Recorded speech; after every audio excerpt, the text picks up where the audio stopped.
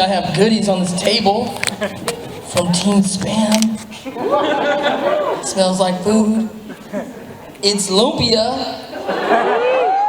There's a gang of lumpia up in here. No pun said that doesn't travel well.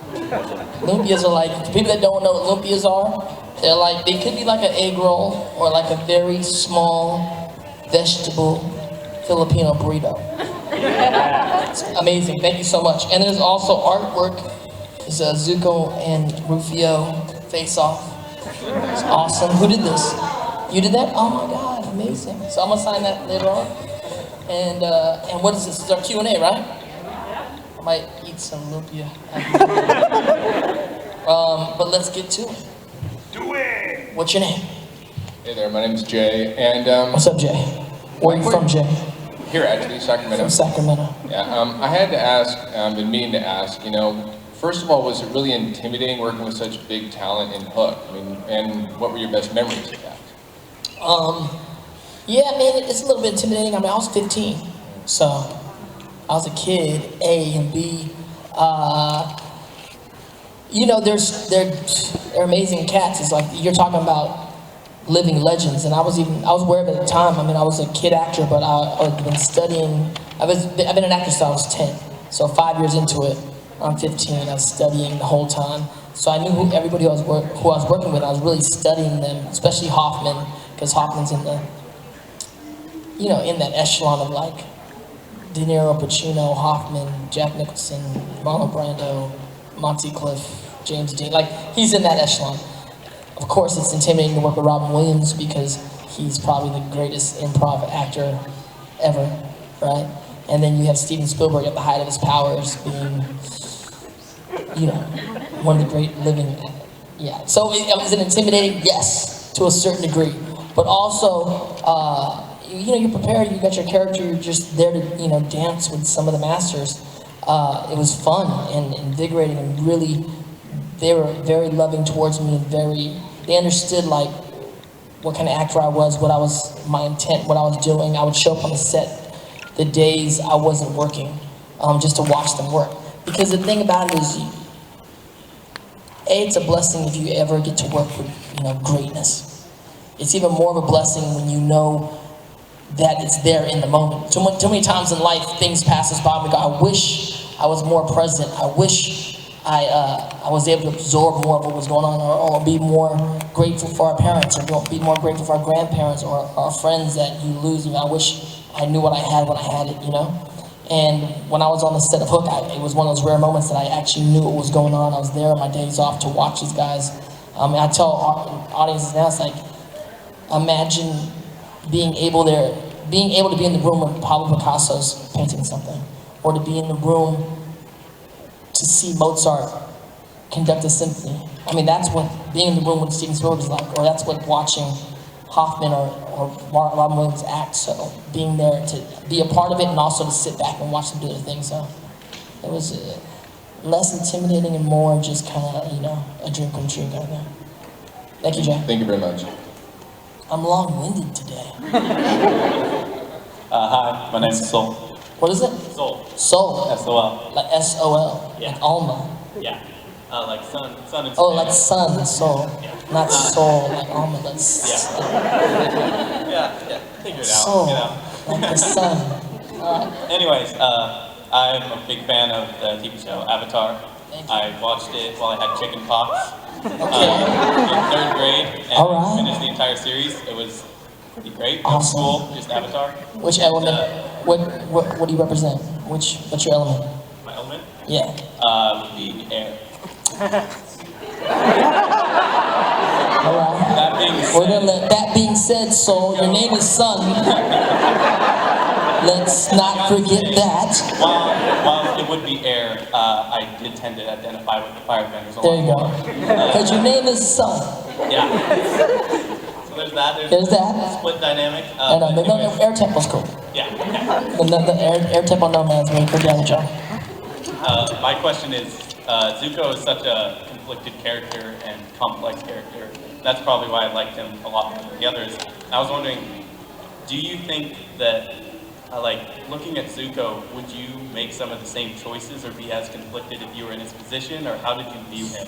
As a good guy, bad guy, or just someone trying to do what they thought was best? Yeah, I think the amazing thing about Zuko is, you know, when I first did the show, I came on, I just thought I was a bad guy, like everybody else. I was actually in the middle. Me and May were both, Mae Whitman, who played Katara, we both were in the middle of doing Jake Long, the American Dragon for Disney. Then we ended up doing, shout out to Jake Long. And then we actually both booked this new show on Nickelodeon, and I thought, oh, I'm gonna play the good guy on Disney, and I'm gonna come and play the bad guy on Nickelodeon, which is cool. You know, as actors, like, we do, you know, you want to do everything. You don't want to do just one thing over and over again. So, the amazing thing of the character is, like, someone in the second season, I fell in love with the character just like you, like we all did. Like, dude, who is this guy? You know? I think after the Agni Kai with his dad, with Ozai, when I worked with Mark Hamill, you start to see his backstory, and then we were like, yo. You know, I would be coming into the, we'd all the actors would be coming and, like, we read the script. Like, they usually read scripts on Monday. I think we were recording on Thursdays. So, you know, you come in and run into the room like, yo, did you read what happened this week? Like, yeah, dude, what is going on? Is he maybe, you know? So just that redemptive story, I think, kind of, you know, strikes a chord with all of us. As far as when I do those things, we don't know, it's a character, they wrote it beautifully. It's one of my favorite characters I got to play in front of the camera, on the microphone, whatever, my whole career. So many fans I've met that it's been one of their favorite character arcs in their, you know, they've witnessed in their whole life, which is great. You know, I like to all hope that, you know, we would come out on the light side at the end of the day. I like to think that. But what taught me is, it really just taught me, like, the lesson of, you never know about things. Like I said, it's really, I walked in this project not knowing what it was, not knowing the character was, and really judging it, but kind of like putting it in, like, oh, he's a bad guy. That's cool, let's be the bad guy. But the ability to, like, not judge things by your first thing of it, because sometimes you need to leave room to be surprised, and things can change your life that you didn't have any idea that it would be. And so Zuko's one of those characters that was like that for me. Awesome. Thank you. Thank you, Soul. The airbending, with the firebending past. Yes. I'm Sophia, and I... Cynthia? Sophia. Oh, Sophia. Who are you cosplaying today, Sophia? I'm Alphys from Undertale. From Undertale? Oh, awesome. Shout out to Undertale. Toby, all those dudes. Awesome. I wanted to know what was the most influential scene on your career when you were working with Robin Williams in Hook? Influential with Robin? I mean, let me think. That's a pretty good question. I think more than anything outside of the scene work, there's two things that are very, very influential. One, before I came out of the movie, I mean, I love Robin Williams, right? So I grew up with him, like Mork and Mindy, and then his film work, The World According to Garp, was like one of my favorite films. But like one of my favorite films of his, before I was working with him, was Dead Poet Society. So around that time, yes, Furries clapping for Dead Poet Society, yeah, Dead Poet Society. So Dead Poet Society, I would spend mornings with Robin in their makeup and hair trailer talking about poetry. And so he would tell me poets, you know, the poets he liked and bring poems that he wanted me to read, and then I'm writing poetry. And he always was very supportive of me being a poet. The last day of filming Rat Presence, I gave him a hat that says, "Oh Captain, my Captain," just because it's from Dead Poet Society. And he gave me a leather-bound book of Walt Whitman's Leaves of Grass, which is an amazing book. It's an amazing poet, especially alluding to that movie. And he supported me as a poet. Shortly after that, when I graduated high school, I created a poetry venue in my living room, ultimately. I became a poet around LA, a spoken word artist. That poetry venue ended up growing, becoming the inspiration, which became Deaf Poetry Jam on HBO and on Broadway, won a Tony. Now in Los Angeles, DPL, the Poetry Lounge, originally Dante's Poetry Lounge, is the largest open mic venue in the country, hosting 300 to 500 people a week just to listen to poetry. And I attribute some of that success to Robin Williams supporting me in that way. So, he's just a great guy. Thank you. Alright, this is crazy. Like, we're just having a conversation right here. Like, there's a few There's people around, but don't worry about them. It's just us. Yeah, it's like we're at a coffee shop. Like, yo, what's up? Want some lumpia? Yeah, you can have one if you'd like one. Here.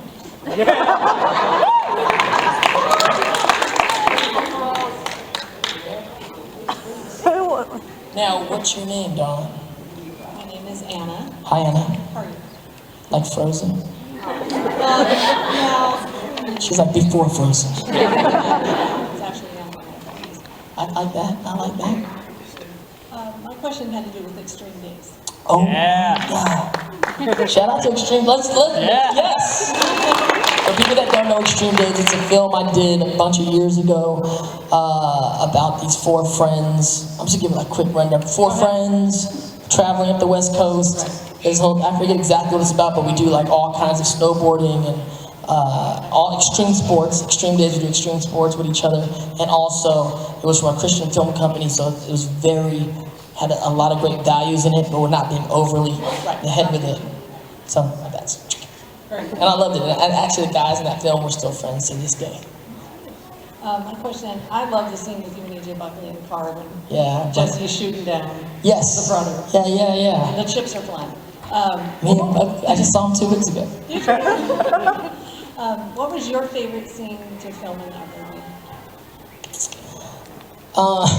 My memory. Look, I don't know. Just pick one. One of my memories is in the snow scene. You know, where there's a snowboard scene, and we're doing a paint gun war snowboarding. First of all, I'm not a good snowboarder.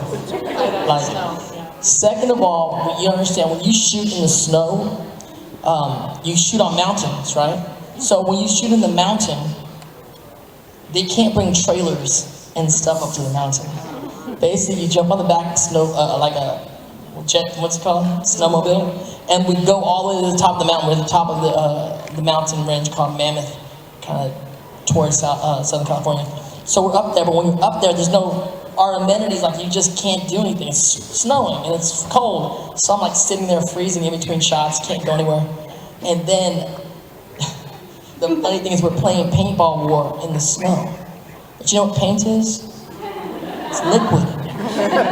You know what happens when it's cold to this paint? We're shooting these shots, we're shooting rocks at each other. And we're like shooting this, it's like, cut! It was like literally like, we're gonna kill each other.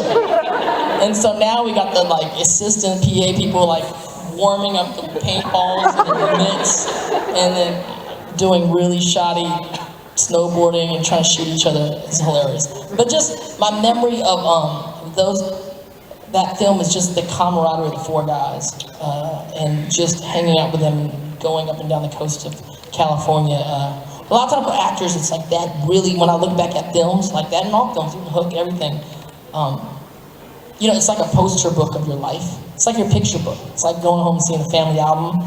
And so when I rewatch those films, it's just like seeing old friends in certain moments that happen on set, certain days, and people you have to call, or girls you dated, or it's that kind of stuff. You're like, oh God, I have to apologize to her.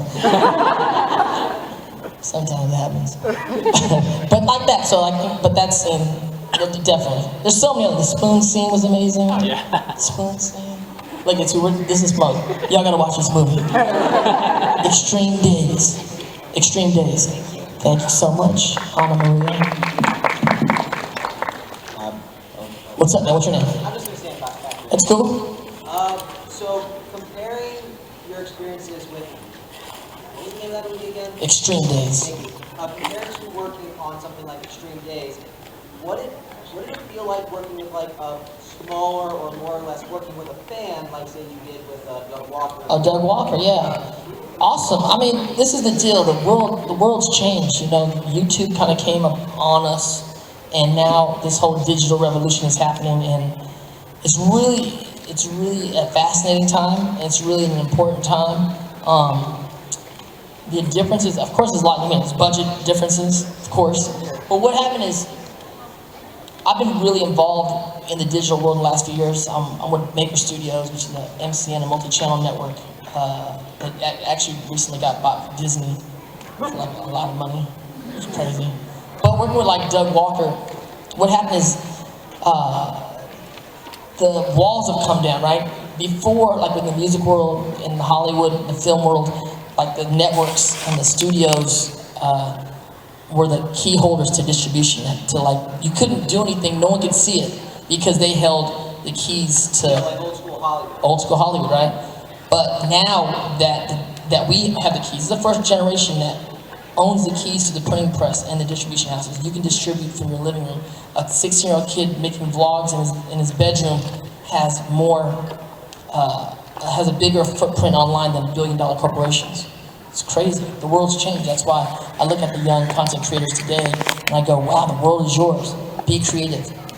Create your world. With Doug Walker in specific, hanging out with him and his family and seeing how he grew up and how he perceives art and how he perceives films and how he's able to create this whole business and this whole really cool channel awesome world out of his perception. But I talked to his dad, how his dad used to take him to movies and tell him like why he thinks movies are good or bad, and I'd see where his perception comes from and how he was able to scale that to his audience and to the world abroad. It's crazy.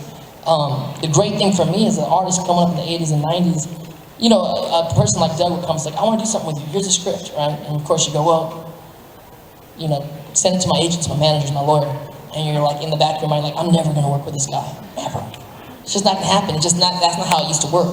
But now that the walls have come down, there's this really cool time right now where the artists can be very free and work with each other and kind of just, if I like somebody, like Doug, I met him at a con, and we really hit it off, and he's like, I have an idea, I want to do something. And I was like, well, when do you want to do it?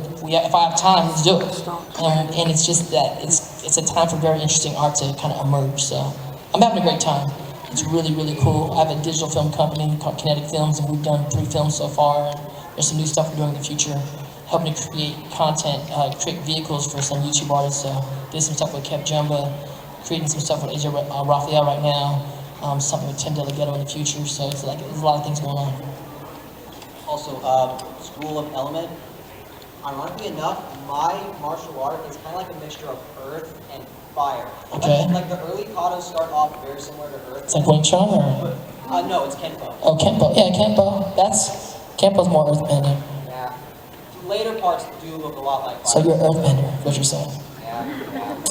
I wish I wasn't I don't know, firebender, where are all the firebenders up there? There it is, firebenders in the house. No, we don't discriminate. I'm a new kind of fire lord. We're very inclusive of all elements. I just represent the Fire Nation. I give respect to those water people. Okay, I broke my arm one day, they healed me up, no problem. There it is, and that's where we all need each other. Thank you, man. Great, well, thank you very much. Cheers. Hi, what's your name? Taylor. What's up, Taylor? I'm a big follower of yours. I love you in Avatar and as Thank a you. When I Thank you saw very you as General Iroh II, The second. I was surprised, and I was like, I too was surprised. And you did a good job at Hook, and Thank you. I loved how you beat up Nostalgia Craig for that one. You got me good, actually. I mean, Yeah. I'm not gonna lie, I didn't really read that script until I was flying to Chicago. Yeah. And I was like, yo, you really want me to do all this crazy stuff? And then he woke me up early in the morning. We started shooting at like, I think my call time was like 5 in the morning to get dressed in Chicago, which is more like 3 in the morning in LA. And then I was so delirious, next thing you know, he's got me cosplaying all my characters and firebending with my pelvis. Here's a question for you. Have you ever been left out of something that you wanted to be part of? Yeah, man, there's so much. I mean, the fact of the matter is I've been an actor for 30 years, and I've been very fortunate, and I'm very, you know, I'm one of the lucky ones who's been a working actor for 30 years. It's a very hard industry. And there's so many great things I've done, and certain characters like Ruffio and like Zuko become very iconic for different generations, for different reasons. But the reality for all actors is you don't get more than you get, for sure. Like, you audition for so many things that you don't get. So there's so many, I mean, there's great things. I mean, I don't know. But part of like surviving the industry, you kind of have to forget them quickly. But let me think of this stuff that I was talking to someone recently. I mean, I was up for a Son of a Woman, which I really liked. That script. It was cool. Like Dazed and Confused, like these kind of films. You know, I was up for Star Trek. You know, that would have been cool. There's certain things that have been cool like that, but also friends get stuff and you root for them too. So it's one of those things you just kind of don't think about the stuff you don't get. You just kind of focus on the things that you got in front of you. Yeah, I'm a movie director, a writer, and an artist, and I'm Awesome. trying to make my own movies, and this is Very my cool. logo. What's that movie called on your chest? Oh, this is the logo. It's called Fender Arch. I Okay. am the director of a Christmas movie I'm trying to get released next year. I have to do all the animation, and Oh, wow. then someone will help me with the production, the audio. Well, good luck with that, Taylor. Thank you. Thank you so much. It's you. Yes. We met earlier. Jacob, yeah. Jacob. With the droid shirt. Yeah. My question for you is, before you were cast in Hook, were you a fan of Peter Pan before that, like either the J.M. Barrie novel or the 1950s Disney animated film? I'm definitely a fan of Peter Pan. I mean, Peter Pan is like, I don't know if you even know if you're a fan of Peter Pan, you just know Peter Pan, right? It's like we grew up with the Disney movie. I would watch they would show like every year the stage version with, what's her name? Which one? Rigby? Kathy Rigby? Yeah, I think Kathy Rigby. I actually saw her do it live the last time, her last tour, which was like a year or two ago, and I was like, wow, she's still doing Peter Pan? But she was pretty good, so yeah, I was a fan of it in that way. When they released that they're doing the movie, I think the biggest thing that I was a fan of was the concept of Robin Williams playing a grown-up Peter Pan. That just seemed like, oh, that's exactly what we need to see. The crazy thing for me now is, so this is a story, right? The J.M. Barrie novel, the Disney stuff. Peter Pan is like, it's beyond a franchise. It's like a part of our psyche as, not even Americans, as like people of the world. Like Peter Pan's one of those fairy tale stories, right? But now, people are like Disneyland or Halloween, and people are cosplaying, and of course there's like Captain Hook, and there's a Peter Pan, and then there's a Tinkerbell, could be someone dressed up as a crocodile, and then all of a sudden there's like this Tri-Hawk, Filipino, lost boy that's a part of this thing that is. It's weird. Like that part to me is like one of the weirdest things where it's great to be part of these franchises, but it's weird to be somehow put into a fairy tale that has been over 100 years old, but now it's kind of just a part of this fairy tale. And I think that's the power of art and media and the imagination and filmmaking in particular, where someone like, this 15-year-old Filipino kid could be a part of this fairy tale that's been around longer and maybe than we've been around, but probably gonna be around another 100 years after this. And I think it's pretty crazy. Thank you very much. Thank you so much. Hi. Hi. What's your name? Jackie. Jackie, are you a firebender? No, I mean, I don't know. You take those quizzes and you get a different one. I know, what they tell you were? I don't know. Waterbender, probably. Actually, I think I got earthbender a couple times. Firebender? Alright. No firebenders in the question line. Okay, what's up, Jackie? What's up, Jackie? Obviously you started acting at a very young age. Very young age. What kind of inspired you to start, or like what kind of got you into it? Acting? Acting, sorry. Before I was an actor, I was a dancer. And so as a dancer, I was a break dancer. So me and my brothers, so I've been an actor for 30 years, right? But before that, we were break dancers in the Bay Area. And it was the 80s, and we became a very popular break dancing group called the Street Freaks in the 80s. And it was me and there's 4 of us, my brothers. And we had like some cousins apart, but there was somewhere between 4 and 6 or 7 at any given time. And so we won like all these contests, right? I think in one year we won like 33 contests on the weekends. And then we got picked up by the San Francisco Ballet Company to study ballet. We got scholarships. So we studied with the San Francisco Ballet Company. We did the Nutcracker. We started dancing for the 49ers and the Oakland A's. And so we became professional dancers. And so all this happened, and then we're like, should we go to LA to pursue dancing? We're like, yeah, let's do it. And then, I was 10. So that was all before 10. Which is weird to think in your mind, like, what were we doing? And then we got to LA, and then when you get to LA, you just my mother was like, we just want to become actors. We started studying acting. So the idea of acting and art has always been a part of kind of like my life, and me and my family's life. The truth of the matter is we come from a very blue-collar neighborhood called Pittsburgh. When we were in LA, we were in another blue-collar neighborhood called Paramount, which is right outside of Compton. And so part of getting out of the neighborhood, a lot of people don't realize it's like education is a certain part of getting out of the neighborhood, but another part of getting out of the neighborhood is sports and entertainment. So entertainment was one of those things that my family did. Like, we were like Jackson 5.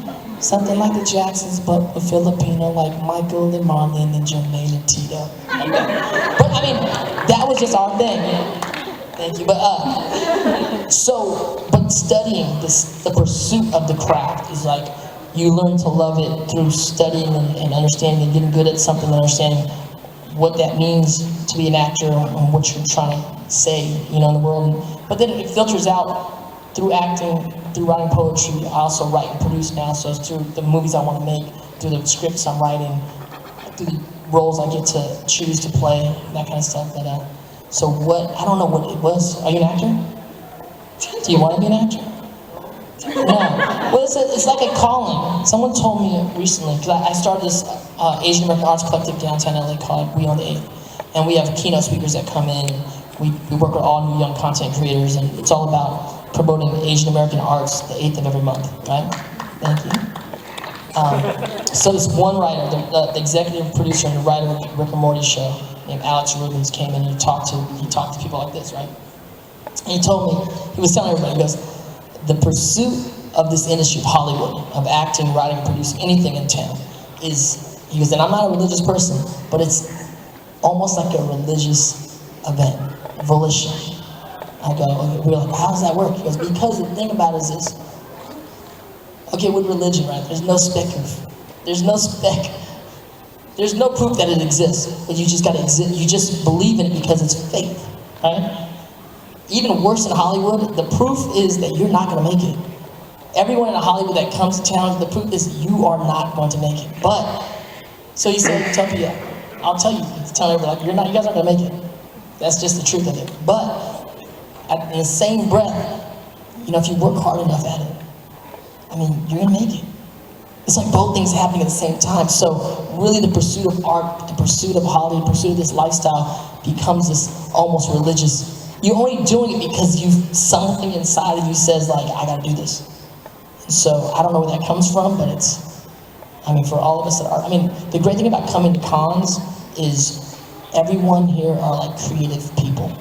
And I work in a world of creatives, whether it's acting, writing, directing, producing, creating sets, costumes, everything. And so it's the same thing, like, why do you cosplay? Because something in me says I want to do this. And that's what it is. It's just that goes to the next level of jumping on a plane or a car or a bus and wandering up the streets of Hollywood going, someone needs to see how good I am.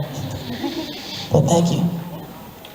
Believe in your dreams. Believe in yourself. I'm long-winded today, y'all. I'm so sorry. It's so intimate right now because we're so close. I'm like, yo, what's up? What's your name? I'm Narmada. Narmada? Yeah. Nice to meet you. Are you doing Stephen one of the gems? Yeah, I'm Shivani. Awesome. You look great. Thanks. So I'm going to be the one obligatory Homestuck question. Let's talk about Homestuck. Aside from Ruffio, who's your favorite character and why? I gotta choose just one? You can choose two if you want, I guess. Early on it was Dave Strider for sure. Like, Dave is my dude, because he's a rapper, and he has cool glasses. But, of course, I have a soft spot in my heart for Tavros because, like, I'm his self-esteem. So I'm down, and I'm in the Trump, I'm saying? I came back as I'm in that, I'm like rolling with those dudes. But also, like Rose and Roxy are like, I really got like a lot of love for those two. And then, of course, Kanaya, because she's my patron, and she's super gangster. I just like her a lot. And then, I really didn't like Carcat at first, but like, over the years, I'm kind of cool with that dude now. And I really don't like a few of them. Solix. Aridin.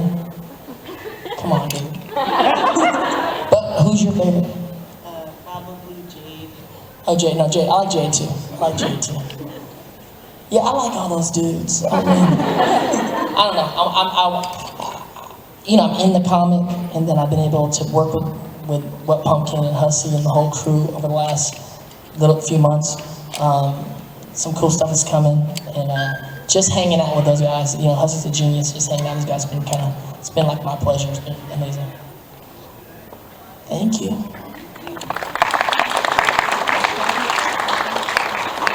Hello, what's your name? Raven. Raven? What's up, Raven? So dark. She's like, Raven. No, I'm an Aries, so I'm a firebender. You're a firebender. There it is. You look like a firebender. Who are you cosplaying? I'm cosplaying as Zuko from Holland. Okay. I don't know that anime, Not a lot of people do. but Don't worry about you it. look fierce. And it looks Yeah. awesome. You look like a high priestess firebender to me. I do have it's kind of a question about Avatar. So, number one, how badly did the live action movie piss you off?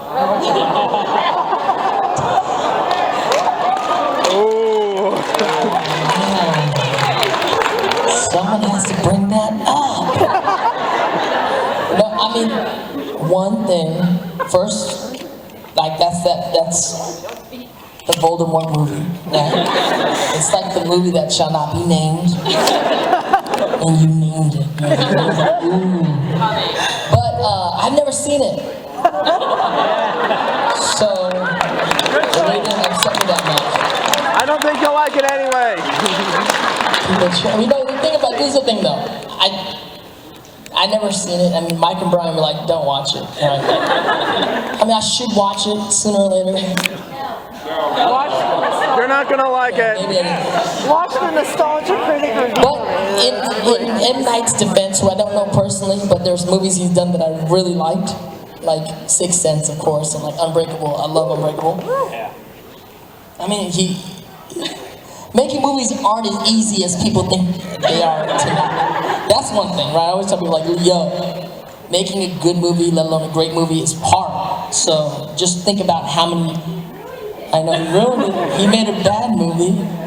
I'm just saying, like, to give him the benefit of the doubt, think about all the movies you watched last year, and think of how many actually were good.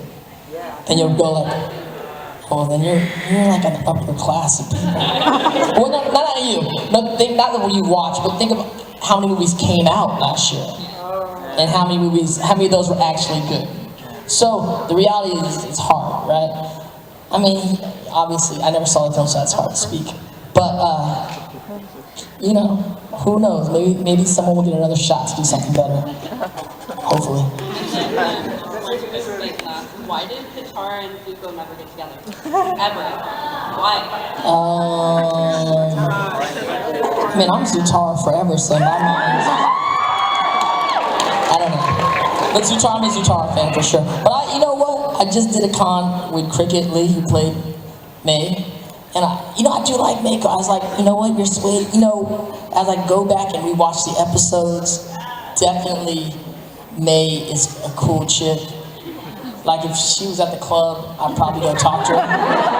You know what I'm saying? She'd be that girl with the bangs in the corner, kind of being dark and, like, dressed in all black, like, talking shit about everybody. And then I'd be like, yo, what's your deal? So there's something, I mean, I'm feeling about, you know, I like Mako also, but I've always kind of shipped Zutara, so. Still Zutara fan. Thank you. Thank you, Raven. What's going on, man? The Raiders. Hey. What's your name? Vaughn. Was it? Vaughn. Vaughn? Yeah. What's up? So, like, I basically grew up watching you, bro, you know what I'm saying? Like, I was a big fan of Hook in the 90s, you know what I'm saying? I was basically raised on that, and I saw you working Blood and Bone. Yeah. You know, but one thing that I've always wondered, though, and just, like, about a lot of actors, you know what I'm saying, is, like, you were more like a traditional actor, you know what I'm saying? Like in front of the camera type, you know what I'm saying? So how hard was that transition into getting into voice acting for you, and how difficult was it, and what made you want to start doing that?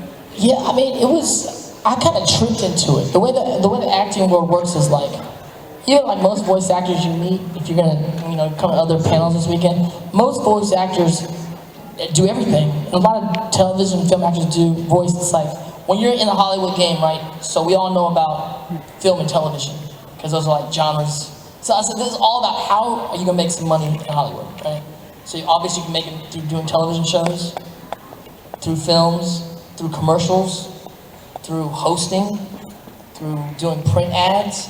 There are things called industrials where you do these films for companies that no one in the public gets to see, but you be like, doing like, don't do this or cut your finger off or something, for some company. There's those things called industrials, and then there's a thing called voice acting. For years, it was called voice acting, where you just did things for commercials or something like that. It's a very small clip to kind of get into. With the, with the popularity of Comic-Cons in the last few years, becoming a buzzword, all of a sudden, like, voice acting is becoming like this really big thing where people really know who, at large, who the voice actors are behind certain animated projects. And so, how I got into it, I don't know exactly how it happened. I know I was always on a list at Disney, right? So my first thing I did was a role in the Goofy movie back in the day. Anybody watch the Goofy movie? But I had like a real small part. I had like one line. Does anybody know the Goofy movie like pretty good? Y'all watched it a few times? So I did this line that goes, "Hey yo, Stacy, talk to me, talk to me, talk to me, baby."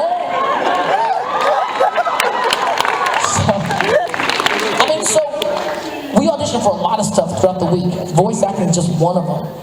I somehow got popular in the game through that, through my poetry scene. It was around the same time, like through the poetry thing, I got popular as a poet, touring, doing that. I did a campaign for Nike, I did a campaign for Sprite. And then someone at Cartoon Network did a pilot that they kind of wrote for me called Kitty Bobo. And then we did that. It didn't go. It was cool. I thought it was a cool show, but only went for the pilot. It's about this cool cat adopted by these dogs. It's weird. It would probably work in today's time. And then through that, it just all of a sudden I ended up booking Jake Long, the American Dragon, and then Avatar came. Yeah. So it's one of those things about your career. You don't really know. It's another one of those things, like I said before. Like you don't know what you. There's a lot of plans that we have, right? As us as people, like I want to do this, this, and this, that, and you got to have a plan and a focus of going somewhere. But don't be so closed-minded that when a door opens, you don't have the wherewithal to like walk through that door and see what happens. Because sometimes things can happen that you didn't plan that may be better than your plan. You know what I'm saying? Or just as good as your plan, or just exciting in a different way. So that's what voice acting has been for me. It's been a way to open up a whole different part of my career, and it's been amazing. Thank you, Vaughn. Thank you, bro. Appreciate it. What up? What up, man? What's your name? Reggie. What's up, Reggie? I just want to know, what was it like working with Just King Films? Because I watched Just King News. JK? Yep. Y'all, anybody watch JK Films out there? Yeah, y'all JK Films? Cool. Some people are like, I don't know what that is. It's a YouTube channel, and they do all kinds of funny stuff. And what I do is I go there for Just Kidding News, JK News, where we just kind of do a rundown of like current events, right? But we just kind of like talk openly, and we swear a lot. Yeah, I'm actually very comfortable with them. Like, I'm really comfortable with them because I've like hung out with them and partied with them, and I really like all of them individually. Play poker with them.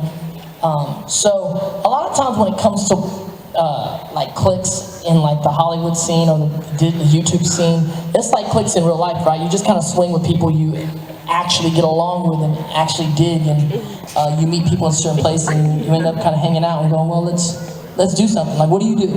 And then like, well, this is what we do. I'm like, I'll come and do that with you. I just shot some stuff recently with some, with Maker, with some guys where they're like, come in, you have a few days to come do this thing. I'm like, what are we doing? And then it was 3 days of playing Dungeons and Dragons. Yeah! It's crazy. Yes, which I haven't played Dungeons and Dragons in like 20 years. Anybody play Dungeons and Dragons here? Yeah? See, Dungeons and Dragons is back. Yeah. I haven't played in like 20 years, and then I went from playing never, like since I was super young, to playing 3 days in a row, like I think 8 hours a day. We did like a super long 24-hour campaign, and I was a hero with a big weapon. I was like a tank kind of character, you know? And I'm always like, everyone knew what they were doing, and I kept going, which dice do I roll? Which dice? The 20 fate? What I gotta roll? Crit? Do I gotta crit? Go crit? This one? Or like the little pyramid dice? The little 4-sided dice? like 12, I don't know. I'm like, had so many dice. I'm like, which ones? And adding everything up, but we won. No spoiler alert, but we won. But so with JK, I don't know, I'm all over the place, Reggie. But with JK Films, literally working with them is like hanging out with friends, because that's all they, that's all they are. Like Geo, like they're all cool. So we basically like hang out for the day, talk stuff. They prepare everything. Great thing about them, they're so prepared. They have everything lined up. So I just gotta go and get a hangout and shoot the shit, as it were, and then we go eat a good lunch on them. Like, y'all gonna pay for lunch? So yeah, they're great. I love those guys. Thanks. Thank you. Homestuck. What's your name? My name is Jason. Was it? Jason. Jason, what's up? Hi. So my question is, what can a band like me do to get involved with the upcoming Homestuck everything? Several different things. Well, what can we do? There's this thing, there's a lot of stuff going on because they're really focused on the video game. But people have been submitting pitches, and we're reaching out to people that have submitted pitches to figure out how we're going to create the YouTube channel. Because one of my things is I want to just host conversation, but it's not about the lore, it's about really covering the Homestucks and the fan base, and let the Homestucks kind of do what they, talk about it. The most fascinating thing to me about Homestuck, not the most, I love the story, and I love hustling, I love the world he created, but as I travel around the world and I hang out with Homestucks and I become an ambassador of Homestuckness, is to hear the stories of what Homestuck means to people and what, beyond the lore, beyond the story, how people connected with it and created this community and how it's kind of inspired them creatively. And I want to talk about that. I want to talk about what Homestuck means to people individually. I want to talk about why you identify with certain characters. You know what I'm saying? Because it's a really personal thing. It's a great world, and there's really specific reasons why people are Homestucks and who they identify in Homestuck and why. And I think that's an interesting conversation. And yeah, so what can you do? I would say, if you have a pitch, put it on YouTube, submit it to us. And we're going to, it's like been 1,000 pitches now, but we're getting through them and figure out who can do what, how can we get this done. Thank you, Jason. I got something to give you. Oh, thank you. Awesome, thank you so much. Have a nice day. Oh, nice day. Oh my God, thank you so much. It's a sticker, awesome, thank you. Don't put it on your Ruffio. Awesome. We should do the chant. We started, right? Start it, go. Ruffio.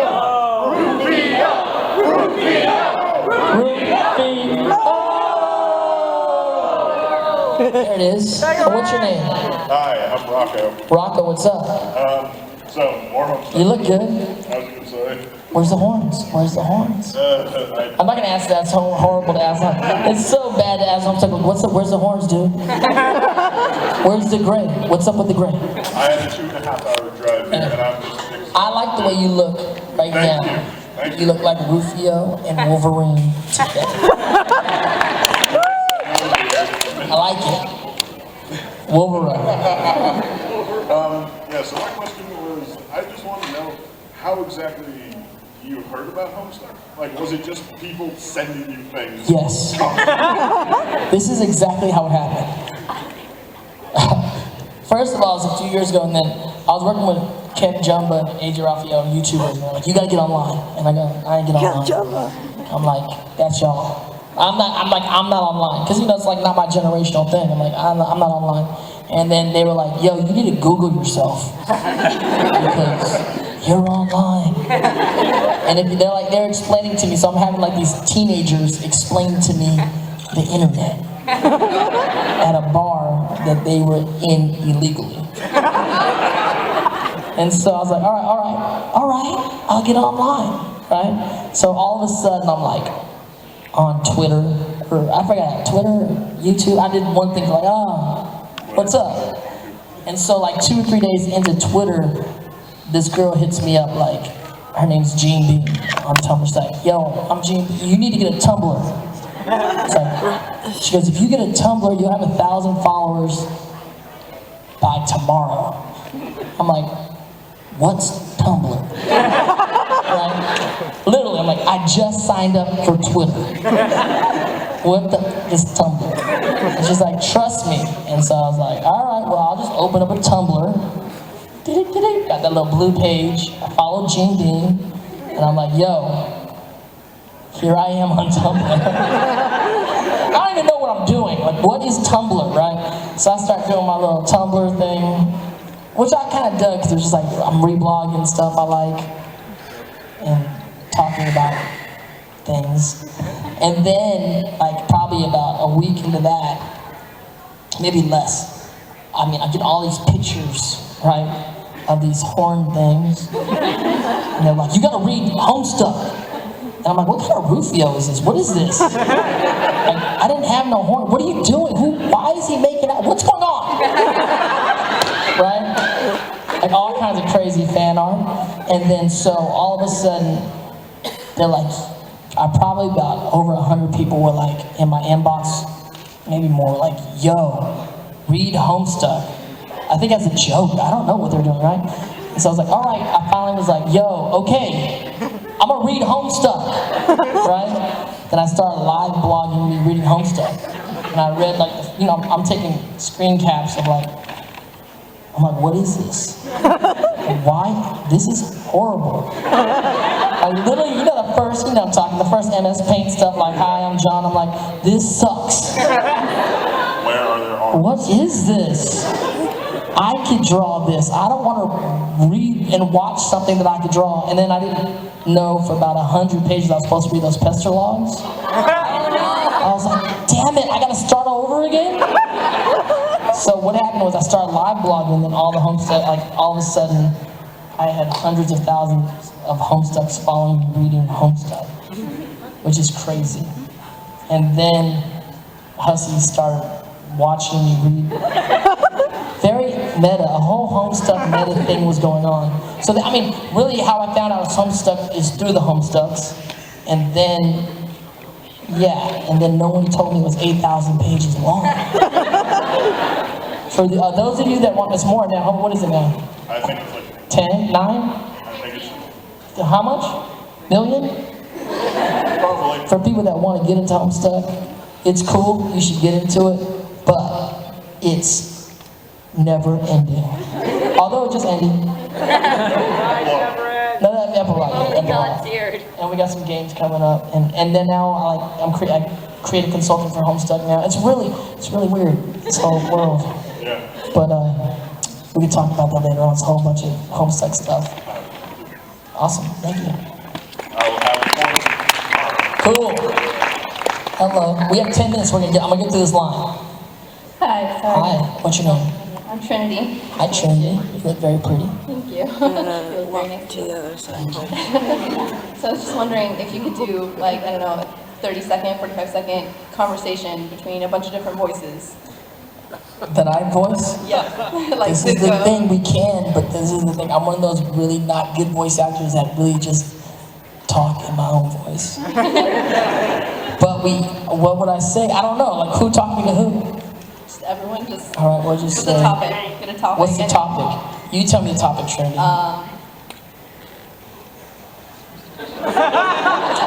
all talking. Do pizza. Or Zuko's like telling Ruffio, like, have you seen the Avatar? And Ruffio goes, are you talking about Pan the Man? It's like, no, man, the Avatar. I'm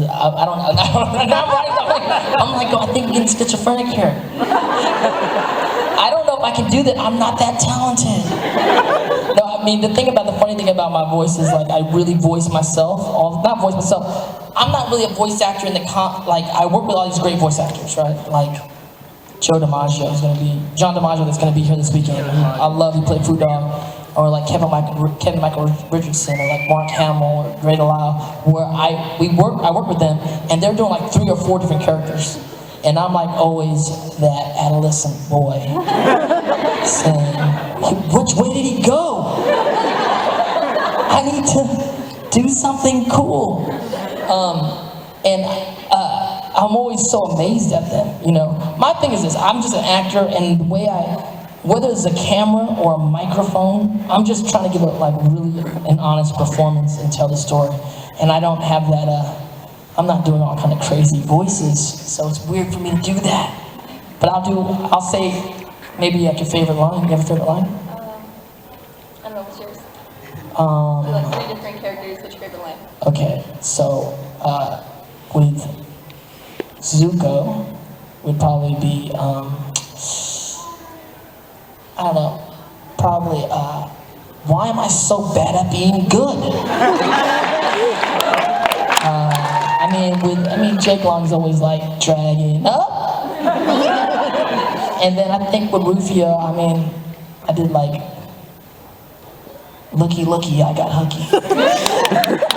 Thank you, Trinity. Thank you. I have one more question. Oh, one more, go ahead. So, I don't know if the movie you did, the name that you did with Antonio.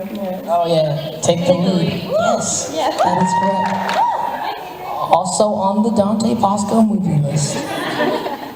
I was wondering, you know, at the end when you did the dance. Tango? Yeah, the The tango, Menage a Tango thing? Yeah, it was hot. Oh, thank you. When you came out and you're like, what? Can you Yes. That's it, thank you. Thank you so much. Thank you, Trinity. Hello. Hi. Hi, what's your name? I'm Grace. What's up, Grace? Right, so before I ask you the actual question, I was wondering, can you dab? One more time on film? Look at this I just want to take a picture. Thank you so much. Okay, so I'm kind of nervous, so it's going to be hard for me to word this question correctly. So I was probably like 2 or 3 when Avatar first came out. I was like a tiny little kid, but I watched it all the way through as I was growing up. It was very influential on me, definitely taught me a lot of lessons. It kind of sounds cheesy, but it really did teach me a lot about friendship and leadership and how to work with others. So now that kind of we're getting into the next generation, what kind of cartoons do you think are going to influence them the most? And if you aren't really keeping up with what's been animated recently, what messages do you think we should be teaching the new generations? I think Korra was really powerful and is important. I think Steven Universe is definitely powerful and important. What else? Do you watch Voltron, Legendary Defender? I have not, I don't, no. I think you really should, because everyone's I was up for Voltron, and I love Voltron. Please I'm sure it's good. Okay, I think you should watch the reboot, because Keith looks like Zuko and he was in space. I know, I've seen some of those Zuko in space things. That's awesome. I think Voltron would be great. I haven't seen that one, but I think there's a lot of important kind of things, you know? I think the films are becoming really cool and important. Inside Out, that kind of stuff for the next generation. The thing about animation is they're able to kind of go deep in a very kind of cool way that's really easy pill to swallow for the public at large. But I think Steven Universe is really cool. Gravity Falls is cool. Important. I like all the messages. Like the messages are right. You know? Yeah. I haven't seen Sausage Party. I'm not sure. Not sure about that message, but I'm gonna check it out. Please watch it. We've been chosen. Thank you, Grace. We have like 5 minutes, so I might probably talk faster. So my bad. Hi. Hi. How are you? Good, how are you? Chill. My name is Talise, and... We met earlier. Yeah. And so I'm an aspiring actress. It's something I've wanted to do since I was like 3 years old. And I just wanted to know if there's any tips or how you can let me know how I can reach that goal. There's the craft of acting. The craft of it never stops. So you're just always studying acting, or just remember you are what you do a lot. You know what I'm saying? Mm-hmm. So act. Try to act as much as you can. You have YouTube now, you create things. Whether doing sketches with friends, writing web series, shooting stuff, acting classes, doing plays in regional theater if you're from this area. Ultimately, you got to get to, if you're in film and television, you probably have to get to, at least San Francisco, if not LA or New York. But to do it, it's just, again, it's a lifestyle, I say it's less of a job, more of a lifestyle. It's the way that we live our life. You're an artist. Certain things in life are going to be more important to you than other people in your life that you love. We value things differently. I think one of the key points, when I talk to art schools, when I travel around the country and do keynotes, I mean, you guys, anybody Harry Potter fans? Harry Potter fans? Yes, me too. So I'm going to Harry Potter. we're artists, right? Everyone in this room, we're artists. You're creative. We're wizards. There's a lot of people in our life that just don't understand it, and they never will, and it's okay. You shouldn't love them unless they're muggles. But as a creative, as a wizard, it's like you gotta constantly create that, but also know that's what you are. You're different, and that's fine. And you gotta go about on your journey to figure out how to do it. So an aspiring actor is like you're an actor. Now go act. That's all. Thank you. Thank you. Hello. Hi. Hi. Okay, well, first off, how are you? I'm chilling. Okay, so my question is, who is your favorite Disney villain? Oh, that's a good question. My favorite Disney villain. Of all time? Let me think. I don't know. I don't really love villains. I like the heroes. And princesses. Let me see the villains. Who would be cool? I don't know. I mean, I think. Well, Captain Hook is also very cool for sure.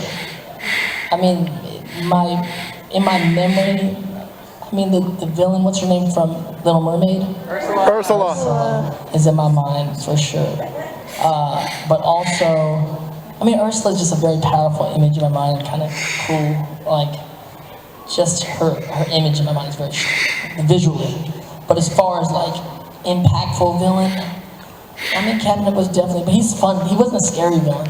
Some of the villains that got scary, which is kind of cool. I'll say Ursula. Ursula's pretty visually. It's like the marquee I think of, you know. Okay. Any question? No. No. Thank you. Thank you.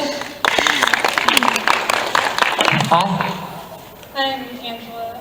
Hi, Angela. Sorry, I'm kind of freaking out right now. Oh. It's like, one of the first movies was when I was a little kid and like Ruffio was like my first crush. Oh, flattered. What was your intake on the live action version of the Avatar? Oh, we answered that earlier, but yeah, I never saw it. But you know what? It's hard to make a good movie, but I heard it wasn't that good. But yeah, I need to watch it. Okay, maybe not watch it. But yeah, if I do watch it, I'll live stream it and we can all watch it together. One more thing, can you say hi to my friend Regina? What's your name? Regina. Regina? Hi Regina, this is Dante Basco from SacAnime, but you might know me as the leader of the Lost Boys or the Prince of the Fire Nation. Thank you. How you doing? Yo, you too, good to see you. Forgive me if this question's been answered. I know I'm not referring to the Ruffio's death. I'm talking about before. Did Ruffio and Hook somehow have like a certain relation? I don't know. No, I don't know. There's, you know, I don't know. There's a script I got from some people that wrote the prequel to Hook, the Ruffio story, and we're talking about trying to get that done, which would be cool. And you'll see it's the Ruffio origin story ultimately, and it's a musical. Oh. So we'll see if we get that done. We're in talks about that. We'll see if that happens. Thank you. Nice to meet you again. Hello. Hi. My name is Robert. What's up, Robert? Cool. So being last in line, a lot of the questions I would ask have already been asked. Right. So you've done a lot of things. You've been in front of the camera. You've done voice acting, and now you say you're doing some directing and producing. Not directing yet, but like writing and producing. Oh. So out of all the things you do, what do you enjoy the most? I mean, it's all, you know, I'm probably best as an actor, as a musician for a lot of years also, and a dancer. I'm probably a better dancer. No, I mean, we enjoy the most of the kind of crazy question. I think ultimately it all comes from the same energy. It's all about a lot of time for artists, like all of us in the room, it's about expressing yourself. You know what I'm saying? Trying to express yourself in it could be through painting, it could be through acting, it could be through singing, it could be through cosplay, but you're trying to express yourself to the world at large. So I find an enjoyment at any time. Of course, it's very, you know, I don't know, it's so fun to shoot movies and tell stories that way. It's great to be on stage and to act. I really love getting in a room with creative minds and talking about story and creating a project and seeing how to do that.